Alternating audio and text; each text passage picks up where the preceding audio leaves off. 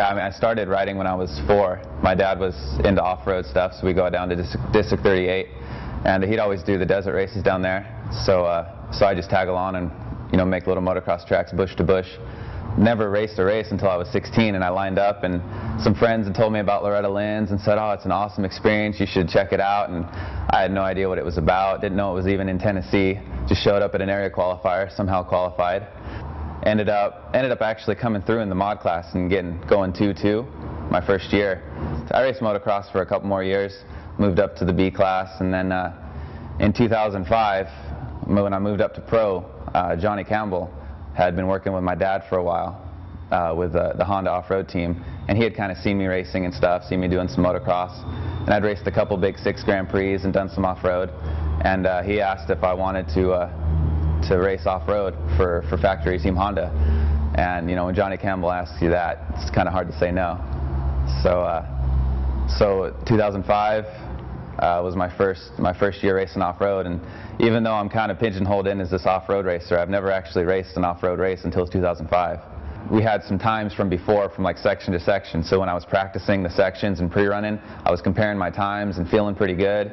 And during the race, I started out, I got into the lead.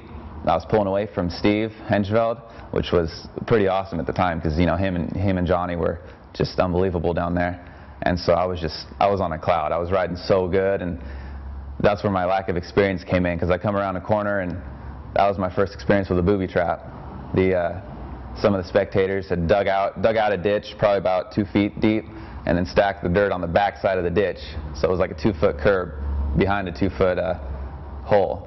And I come into that probably 50 miles an hour and just totally over the bars. Big XR650 pile drives me into the ground. And the funny thing about that is I always say they're like, the spectators down there like hide out in bunkers or something, because I come around that corner, I did not see anybody. There was nobody standing there. And I crash, cartwheel my brains out, I'm stuck underneath the bike. All of a sudden, like 20 guys are running towards me. I have no idea where they came from. And so they help me up, they get me going, and we ended up second.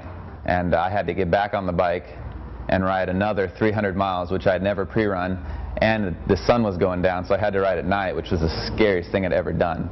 I mean, you don't know night riding until you've ridden in Baja at night, because you turn off the light and it is pitch black. Especially if there's no moon, you can't see anything around you. There's nobody around for, you know, like 50 miles. You're all alone. That was pretty scary. Like, booby traps really can be anything. I mean, you know, we call them booby traps, but it's not really, because I think they genuinely want to see you do something cool. They want to see you get big air, do something cool over it. I don't think they genuinely want you to go down.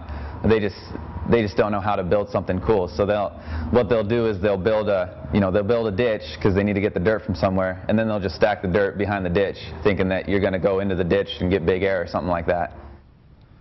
Once again, I'm Robbie Bell. Thanks for watching. I'll see you on a trail soon.